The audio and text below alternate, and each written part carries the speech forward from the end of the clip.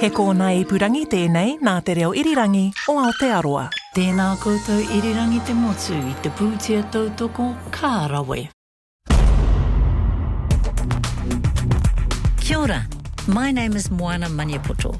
In this podcast series, The Negotiators, we meet the gutsy characters who steered their tribes through a minefield of complex treaty settlement negotiations. These are their stories. Artist Alex Nathan spent 20 years leading the Te Roroa claim. The tiny cash-strapped iwi faced accusations of arson amid a public campaign to discredit them and also undermine the Waitangi Tribunal process. This controversy, which involved private land, led to significant public pressure and a subsequent law change in the mid-90s that prevented private land from being included in Treaty of Waitangi negotiations. We were terrorists, we were arsonists. Of course, we knew that it was a lie. There is still a section within the broader community who still believe that we, as iwi, as Māori, as Te Roroa, are still the nasties of the peace. We're Māori, and we won't get justice till we've got a Māori flag. Today, we are strong enough and honest enough to learn the lessons of the last 150 years. You have not honored the treaty. And to admit that the treaty has been imperfectly observed.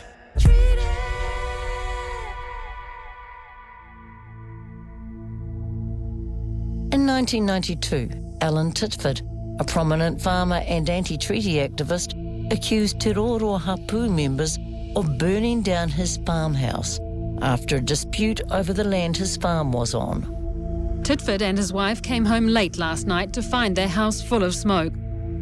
Bill Guest represented the Federated Farmers at the time. Well, he had support from local MPs. Ross Moran had a lot of support from farmers who saw this Waitangi Tribunal as something that was very, very frightening because of the way the list of claims was coming out that was going to be under threat of people being depossessed from their land. Ross Moran was the national MP for Hobson at the time. It was all happening up there, and it was an opportunity for Mr. Titford's plight to be put before the nation. Alex Nathan reflects on the time. Titford was, as far as I'm concerned, was like a straw man. There were a lot of people beneath the surface, but he was making all the noise publicly. They were attacking the integrity of the tribunal process, attacking us as Māori. More seriously, though, we were being accused of rustling his cattle, burning his house down. Moingaro Murray eventually joined Alex on the Te Roroa negotiating team. When the newspaper rang me, I didn't know anything about the house, but I knew it wasn't any of us. We weren't going to go on a wahitapu at night. We were too frightened, you know. Dr. Ranginui Walker was a fearless advocate for Māori rights and social justice at the time. There are lots of reserves, little reserves and urupa that are left on Pākehā land that belong to Māori, but Māori haven't got access to. The reason why Titford was so upset was the fact that we were making a claim against his land, which has been the subject of dispute between our people and the Crown since the 1870s. Titford was always happy to air his views in the media. I think that in some cases around the country now, some of these people are getting away with too much. There was a considerable level of support from within the Pākehā community, this poor family being, hounded by those radical Māori. You could just sense this hostility toward us. The development of the treaty claims process at that point was still in its infancy, and now it was starting to really bite at the real issues. That land was a reservation. And reservations are supposed to be inalienable. And that was the essence of Te Roroa's claim. Apart from that piece on Titford's property, there were farms to the north of the Moganui block that were owned by Pākehā farmers that were recommended for return. Those farms were within a 12,000 acre reserve that had been cut out of the main block. Once the alienation process had started, the Crown quickly whittled it away, and eventually, in 1981, those properties were then balloted out. And those farmers who were in occupation were the successful ballotees. The then national government ultimately bought those farmers out. It ceased to be so-called private land and reverted to being Crown land. In 1995, a deal was finally struck between Alan Titford and the national government. Titford sold his farm to the Crown for 5 times more than what he paid for it. This was the first time that the government had bought back private land to try and settle the issues around reserves they had sold into private ownership. Ranginui Walker understood the impact.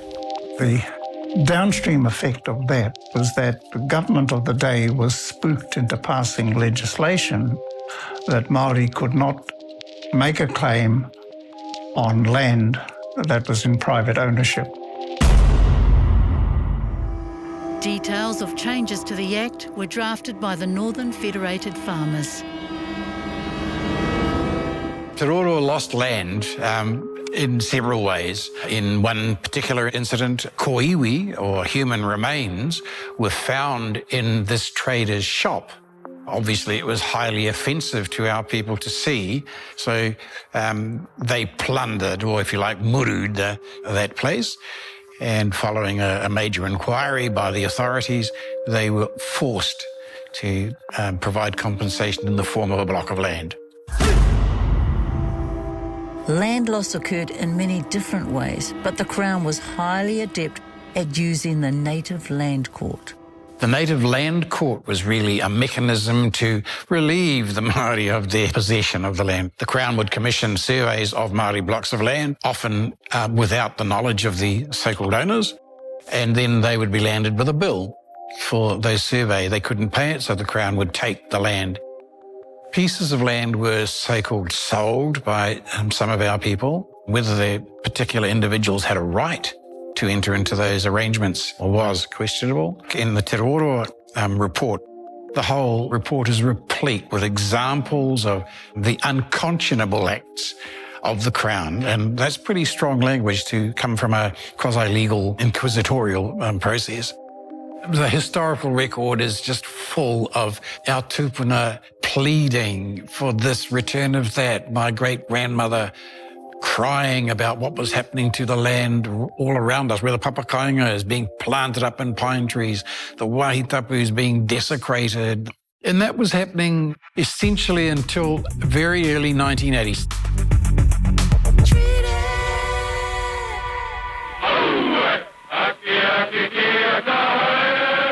Alex's dad was in the 28th Māori Battalion and his mum came from Crete. Dad was a soldier in the Māori Battalion at the Battle of Crete. I was wounded and evacuated on a boat for evacuation to Egypt. The boat was bombed still within the confines of Crete. We swam ashore and we saw the Germans rounding up our chaps who had surrendered on the beach. He was found by some shepherds and eventually taken to my mother's village, where her uncle was a doctor, and that was where they first met each other before he was eventually captured by the Germans, taken off to prisoner of war camp, and after the war got special dispensation to go back to Crete in order to marry Mum. Dad got a rehab farm. He used to say he was farming rocks because it was a pretty run-down place when he got it. Alex's brother Evan remembers their mother. Her quote was often, "When I married your father, I travelled 12,000 miles from one village to another village, and all that was different was the language." We were an unusual family in that, we were these little Māori boys who all spoke Greek. In my case, I didn't really get to speak a lot of English properly until I went to primary school. Dad sold the farm, bought a house, so had been a man of means. He goes to the bank for a loan to buy the business. Sorry, don't lend to Maoris. Maoris don't go in business. So he was financed by equivalent of the Greek godfather in Wellington. When Dad retired to move back home. My wife and I and kids came back to spend a Christmas with them, during which time I met Māori in Marsden and Jane, and effectively I was told to come home. For a short time, I was employed by the Department of Conservation. I spent some time consulting with kaumātua and kuia right throughout the Rohe, which resulted in me producing a report that included a map of generalised locations of wahitapu. And that work underpinned much of the wahitapu component manifested within the tribunal process. So how does that process work? Most historical claims against the Crown begin in the Waitangi Tribunal. The tribunal produces a report with recommendations that aren't binding unless they cover state-owned enterprises or Crown forest land. There has been one binding recommendation in 37 years. Claimants hope the Crown will seriously consider the report when they start negotiations. Some claimants bypass the tribunal and go straight into direct negotiations. The Crown will only negotiate with large natural groupings who have a mandate acceptable to the Crown. Claimant negotiators go up against the Office of Treaty Settlements. Negotiations can take years. Divisions and disagreement are common between the claimant and the Crown, inside the claimant group itself, and between various iwi. Negotiations can break down at any time.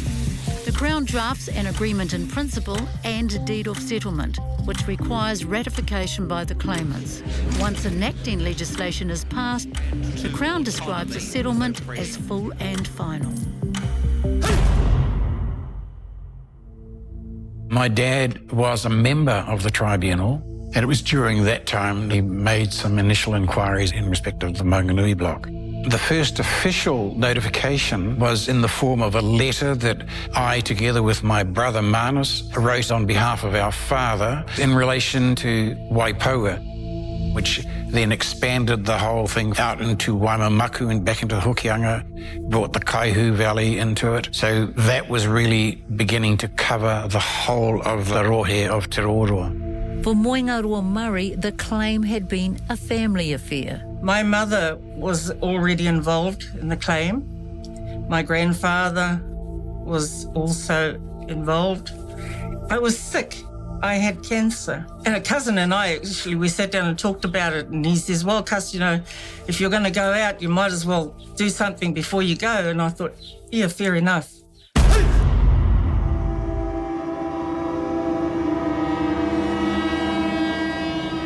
The term wahitapu was used in the state-owned enterprises legislation, where it was defined as any place of special spiritual, cultural, historical importance to tribal groups. The Crown's position was you can have a wahitapu, which were predominantly burial grounds, as long as it doesn't exceed 20 acres. And if you look at a lot of the old survey maps around the country, you'll see these 20-acre squares dotted all over the place. At the first hearing, one of the Crown staff wanted to use a telephone, and he was told that he would have to walk up the road to the pub. And when he came back, he was very, very intoxicated. The locals there said to him that if you're a stranger, you have to shout the first round. And then if you drink faster than us, we'll shout. And of course, they were well practiced at drinking, our whānau. And he came back to the venue and someone from the Crown was up giving evidence. And he yelled abuse, accused her of telling lies, and he let out all these secrets from the Crown. It was very amusing for us, but we never saw him again. In 1992, a report was produced. We entered into a negotiations phase with the Crown. Because of the roles that we had undertaken and performed leading up to that point, no matter how reluctant we might have been, there was a lot of pressure on us to stay there and do the job, whatever it is. And that certainly was the case, how it was put to me by one of our kaumātua, that I had to do it. It was a very steep learning curve, And during that whole period of negotiations, my wife was the only income because I was not being paid as a negotiator. There was no ability for them to support us in any way. One time we went to Wellington and one of my aunties went up to the pub and she ran a raffle to give us some money. We were totally dependent on funding that came from the Crown to allow us to participate in that negotiations process. And we were up against Crown negotiators, and it seemed to me that they were sitting at the table. We were sitting on the floor.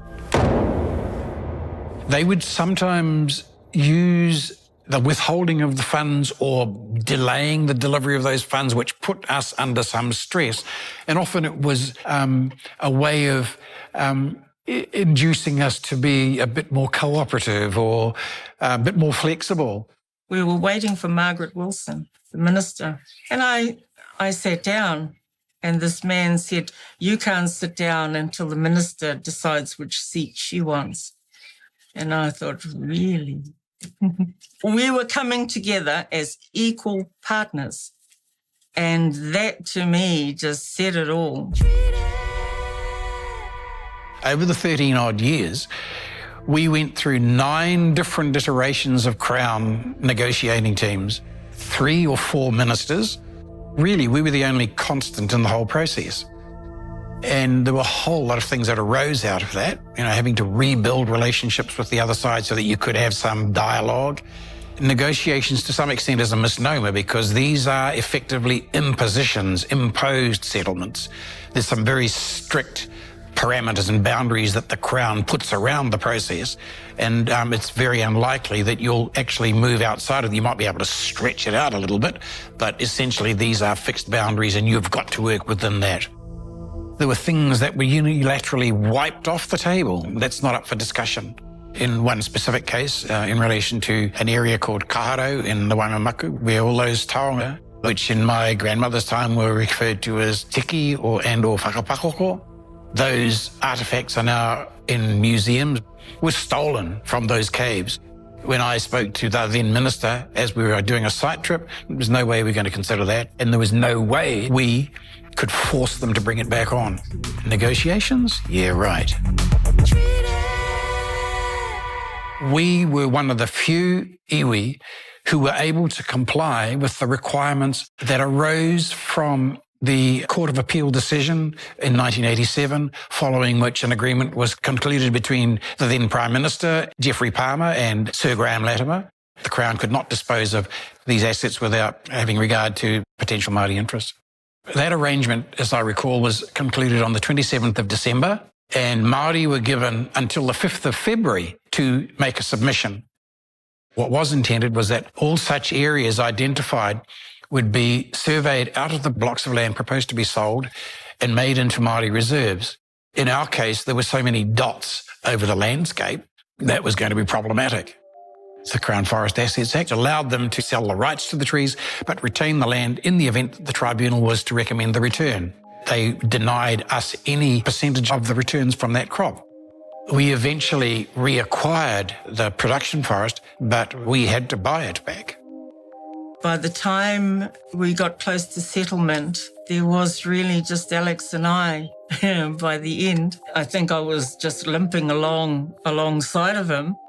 Following a meeting I had with Helen Clark, I was able to appraise her of how we got shafted and fell through a great big hole with that whole SOE process. And within a matter of days, I received a call from Shane Jones, who at the time was a minister in the Labour administration, who basically said, the boss said, fix it.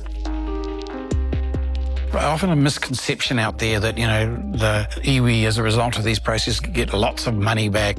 What isn't generally understood, a certain value is ascribed to the assets, and it was like selling 2 goods, the money or the bag situation. And we actually had to buy our own land back. After they'd stolen it or taken it, which they may or may not have paid for, or if they did pay for it, was a generally bargain basement prices, which they then flogged off at many percentage increases to the settlers. When the Crown insisted on certain things within the settlement, and their apology was one of those things. It meant absolutely nothing. Our position was we weren't really particularly interested in their apology, and told them so, at which point the Crown team got up and walked out and said, if you don't accept our apology, everything ends here. And we thought, wow, is that right? Is that what happens? And we had a big debate amongst ourselves. That's the negotiators. And in the end, we reluctantly agreed to accept their apology with the proviso that we would help them word it, which we did. The Crown apologises to Te Roroa for past dealings that breached the Crown's obligations under the Treaty of Waitangi.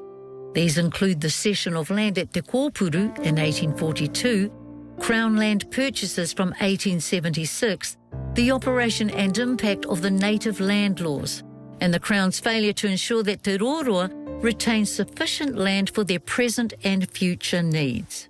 In 2008, Te Roroa travelled to Parliament for their reading, after which they returned home for the signing of the deed. They all came to our marae in Waipua, Matatina, where the deeds were all signed.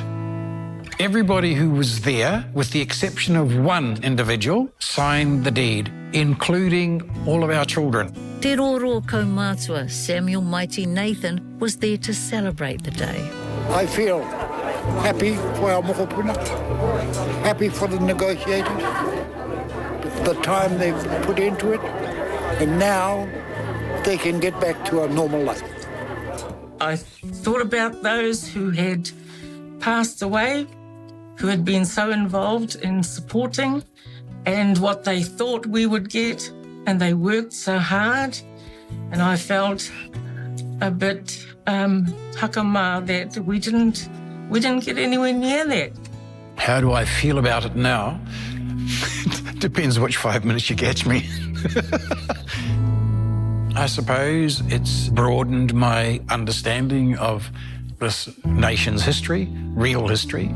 So I think certainly what I was taught as New Zealand history at college bears little resemblance to what the real history is, and that's being revealed through the Waitangi Tribunal process. I've learned a hell of a lot more about myself, about my people, and how it's not all roses and hunky-dory. I used to say, if we thought it was difficult dealing with the Crown, wait till you start dealing with our own post-settlement, and that certainly has been the case. And again, I don't think it's unique to us. Yeah, challenging. At an appropriate huiaiui, I addressed my people, and more particularly some of the kaumātua who had insisted I don't go anywhere. I opted to remove myself from it. In 2011, I took my whānau back to Crete so that they could connect and reconnect with their turanga waiwai. That provided me the opportunity to make a complete break.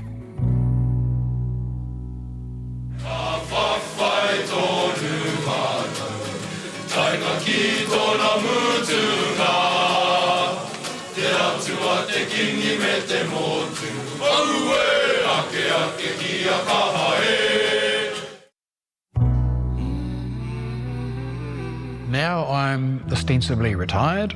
I am able to focus on my artwork, a lot more time with my mokopunas. So yes, I'm enjoying my, I'm not exactly dotage, but yeah, just being able to do things without having to be thinking about iwi stuff. It also meant that Alex had a lot more time to spend with his wife, Alison.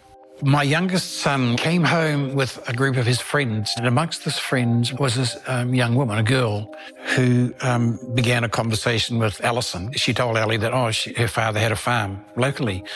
So I asked her who that was. She says, my name's Titford. And I thought, oh, that's interesting. And during that conversation, she told us that her mother and all the children were in a safe house. So she just laid out the whole stuff that had gone on for their family.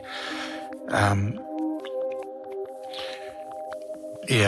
the gory details, basically. In 2013, Alan Titford was sentenced to 24 years in prison. He was convicted on 39 charges of sex and violence-related crimes against his family, as well as arson, fraud and perjury. It turned out that Titford burnt down his own property to smear Te Roroa. But the change in law inspired by Titford and his supporters remains. A few days later, I received a letter from her mother, Susan. She was extremely apologetic about her role. Really, she had no ability to actually influence what her husband was doing. I mean, she was being abused herself. So I can imagine it must have been a terrible situation for her. It's all okay, as far as I'm personally concerned. Not quite forgive and forget, but, certainly forgive. Alex Nathan lodged the claim on behalf of Te Roroa in 1986. 22 years later, the iwi received a combination of Crown-owned land and cash to a value of $9.5 million. Of the 5 negotiators who were appointed by the iwi, Alex Nathan was the last man standing. Thanks for listening to The Negotiators, produced by Tāwera and Black Pearl Productions, made with the support of NZ On Air and RNZ. You can find the podcast on the RNZ website, Apple Podcasts, Spotify, iHeart, or wherever you get your podcasts. Tēnā koutou irirangi te motu I te pūtia tautoko, ka rawe.